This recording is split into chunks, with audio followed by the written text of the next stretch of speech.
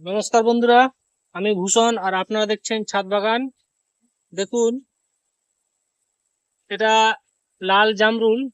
এই জাতটার নাম হচ্ছে বালি চম্পা এবং এটা বছরে 3 থেকে 4 বার হয়ে থাকে। আর এই ফল খুবই সুন্দর, একটা কালারফুল এবং খেতে খুবই মিষ্টি। তো চলো একটা খেয়ে দেখা যাক কতটা কি মিষ্টি। তাহলে আপনাদের সামনের থেকেই আমি একটা ফল পাড়ছি এবং খেয়েও দেখছি।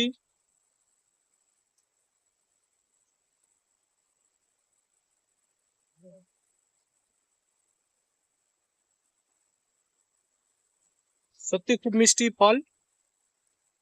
তো আপনারাও ছাদে লাগান বা বাগানে লাগান এবং 3 থেকে 4 বার ফল নিন এবং